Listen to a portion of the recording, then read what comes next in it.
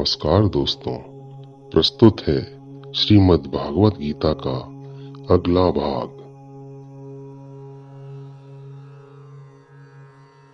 भगवत गीता अध्याय 13।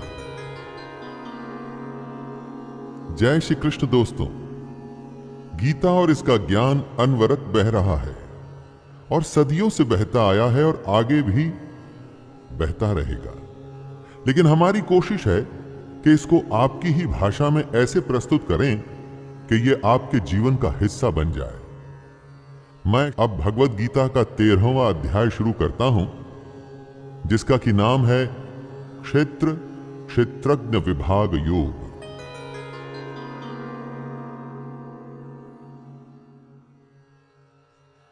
अर्जुन उवाच प्रकृतिं पुरुषं चैव क्षेत्रं क्षेत्रज्ञमेव च एतद्वेदितुमिच्छामि ज्ञानं ज्ञेयं च केशव। अर्जुन के प्रश्न अभी खत्म नहीं हुए हैं और कृष्ण के उत्तर भी नहीं। अर्जुन प्रकृति और पुरुष, क्षेत्र और क्षेत्रज्ञ तथा ज्ञान एवं ज्ञान के लक्ष्य के विषय में जानना चाहता है। कुरुक्षेत्र को धर्म क्षेत्र भी कहा जाता है। क्यों? एक प्रकृति होती है जो दिखती है और हमारे चारों तरफ होती है, और एक प्रकृति हमारे अंदर भी होती है, जिसे हम एटीट्यूड कहते हैं। दोस्तों, ज्ञान हासिल करना तो बहुत अच्छी बात है, लेकिन ज्ञान का लक्ष्य क्या है? इसे क्यों हासिल करें? इसी तरह की कुछ बातें जो सुनते तो रोज हैं, लेकिन समझते कम हैं। उन्हीं के बारे में अब कृष्ण बताएंगे। श्री भगवानुवाच इदं शरीरं कौन्तेय क्षेत्रमित्यभिधीयते एतद्यो वेत्ति तं प्राहुः क्षेत्रज्ञ इति तद्विदः। कृष्ण कहते हैं कि हमारा ये शरीर क्षेत्र है। जैसे खेत में बोए गए बीजों का उनके अनुरूप फल समय पर प्रकट होता है, वैसे ही हमारे शरीर में बोए हुए कर्मों के संस्कार भी बीज हैं, जिनका फल समय पर प्रकट होता है। इसलिए हमारे शरीर का नाम क्षेत्र भी है, और जो इस बात को जानता है उसको क्षेत्रज्ञ कहते हैं। बात को जानने से मतलब है कि जो इस बात का तत्व, इसका मर्म जानता है, ऐसे मनुष्य को ज्ञानी कहते हैं। जिस तरह से एक किसान अपने क्षेत्र का ध्यान रखता है, ठीक वैसे ही हमें भी अपने शरीर का ध्यान रखना होता है। श्री भगवानुवाच क्षेत्रज्ञं चापि मां विद्धि सर्वक्षेत्रेषु भारत क्षेत्रक्षेत्रज्ञयोर् ज्ञानं यत ज्ञानं मतं मम तत्क्षेत्रं यच्च यादृक् यद्विकारी यतश्च यत् स च यो यत् प्रभावश्च तत्समासेन मे शृणु। जहां पर कुछ होता है उसे शरीर या क्षेत्र कहते हैं, और इस होने का जहां पर प्रभाव पड़ता है, असर होता है, उसे क्षेत्रज्ञ कहते हैं। बात बड़ी सूक्ष्म है, बारीक है, इसे बड़े ध्यान से समझना पड़ेगा। दोस्तों, हम अपने शरीर से अलग हैं। जो हमारे शरीर में होता है, जैसे कि कोई विकार, तो उसका असर हम पर पड़ता है। इसीलिए ही हम क्षेत्रज्ञ हैं। जैसे कि खेत में खाद, बीज और पानी आदि डाला जाता है, तो उसका असर उसकी फसल पर पड़ता है। ऐसे ही हम जो भी अपने शरीर के साथ करते हैं, उसमें अच्छे बुरे संस्कार जब डालते हैं, तो उसका असर हम पर पड़ता है, हमारे कर्मों पर पड़ता है। ऋषिभिर्बहुधा गीतम् छन्दोभिर्विविधैः पृथक् ब्रह्मसूत्रपदश्चैव हेतुमद्भिर्विनिश्चितैः। बहुत बड़े बड़े ऋषियों ने क्षेत्र और क्षेत्रज्ञ का तत्व बताया है। कितने ही विविध मंत्रों द्वारा इसको विभाग में बांटकर बताया गया है। यहां तक कि ब्रह्म सूत्र के पदों द्वारा भी क्षेत्र और क्षेत्रज्ञ का तत्व बताया गया है।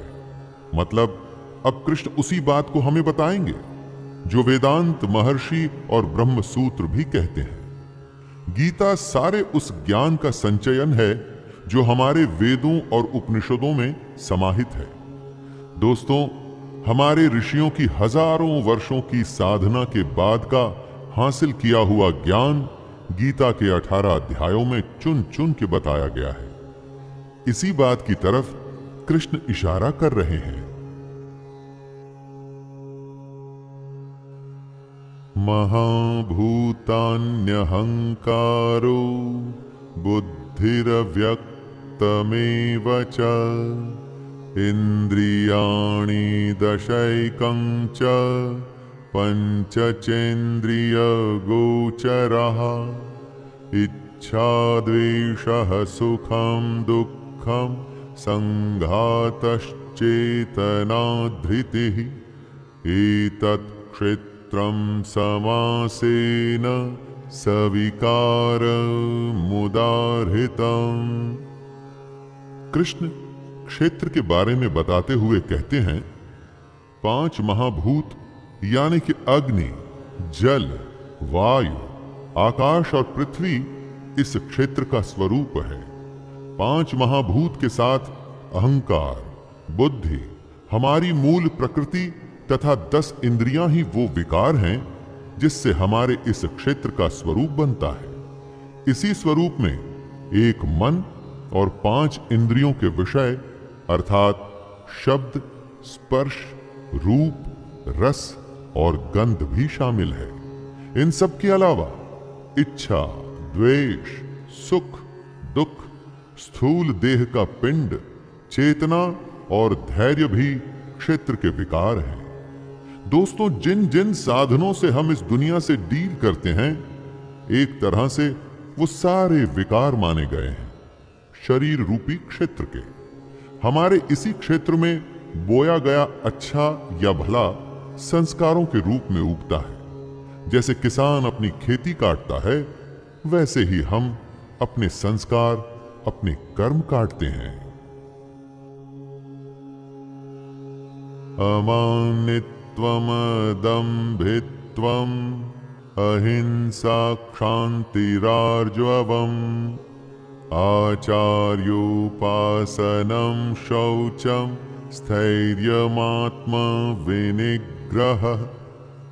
इस श्लोक में कृष्ण क्षेत्रज्ञ के बारे में बता रहे हैं कि क्या होता है क्षेत्रज्ञ, जो क्षेत्र के तत्व को समझता है, यानी कि श्रेष्ठता के अभिमान का अभाव, घमंड का अभाव, किसी भी प्राणी को किसी भी प्रकार से न सताना, क्षमा करने का भाव, मन और बोलने में सादगी, श्रद्धा और भक्ति के साथ गुरु की सेवा, बाहर भीतर की शुद्धि यानी कि खाना पीना और जीवन भी शुद्ध और अंदर का मन भी शुद्ध। इन सब के साथ में अंतःकरण की स्थिरता भी यानी कि स्टिलनेस ऑफ द माइंड क्षेत्रज्ञ होता है। दोस्तों, अपने को, अपनी आत्मा को, अपने अस्तित्व को जानना और उसे आचरण में लाना ही क्षेत्रज्ञ कहलाता है। इंद्रियार्थेषु वैराग्यम् अहंकार एव च जन्म मृत्यु जरा व्याधि दुःख दोषानुदर्शनम्। क्षेत्रज्ञ की ही परिभाषा को समझाते हुए कृष्ण कह रहे हैं कि इस लोक और परलोक के संपूर्ण भोगों में आसक्ति का अभाव होना चाहिए। हमारे इस लोक के लालच में ही हर कोई फंसा हुआ है। घर, पैसा, आराम की जिंदगी, और इतना ही नहीं, जो इस लोक के लालच से बचा है वो परलोक के लालच में फंसा है, जैसे कि स्वर्ग। इन दोनों लोकों की आसक्तियों से हमें कैसे बचना है, यही क्षेत्रज्ञ है। क्षेत्रज्ञ बनाने के लिए हमें यह भी सोचना जरूरी है कि हम में अहंकार का भी अभाव कैसे हो। जन्म, मृत्यु, जरा और रोग आदि में दुख और दोष क्यों होते हैं, इसके बारे में बार बार विचार करना ही क्षेत्रज्ञ है। असक्तिरनभिष्वङ्गः पुत्रदार ग्रहादिषु नित्यं च समचित्तत्वम् इष्टानिष्टोपपत्तिषु। जब भी मनुष्य जन्म होता है तो घर होता है, विवाह होता है, स्त्री के साथ संतान होती है, घर में धन आता है, और ये क्रम हर जन्म में निरंतर चलता ही रहता है। इसके बारे में सोचना क्यों होता है ऐसा, बार बार लगातार हर जन्म में? जब कोई इसके बारे में सोचना शुरू करेगा दोस्तों, तभी तो ज्ञान का द्वार खुलना शुरू होगा। अच्छा होने पर खुशी होती है, बुरा होने पर क्रोध आता है। एक जन्म में ही ऐसा हर रोज होता है। ऐसा कब तक चलता रहेगा? सैकड़ों जन्म होंगे तो भी आप इसी दुनियादारी में क्या ऐसे ही फंसे रहेंगे? कब अपने चित्त को सम करेंगे? इन बातों के बारे में सोचना ही क्षेत्रज्ञ है।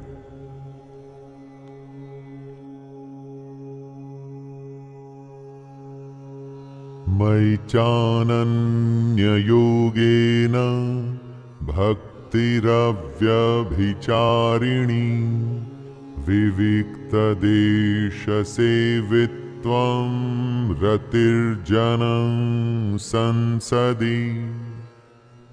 क्षेत्रज्ञ वही होता है जिसमें क्षेत्र के बारे में ज्ञान होता है। कृष्ण उसी के बारे में बता रहे हैं कि आखिर ज्ञान क्या होता है। वो कहते हैं कि मुझ परमेश्वर में अनन्य योग द्वारा अव्याभिचारिणी भक्ति का होना। अव्याभिचारिणी भक्ति यानी कि ऐसी भक्ति जिसमें वासुदेव के अलावा और कोई नहीं। ऐसी भक्ति का होना ही ज्ञान है। इसके अलावा एकांत और शुद्ध देश में रहने का स्वभाव और विषयासक्त मनुष्यों के समूह में रहने की आसक्ति का न होना भी ज्ञान है।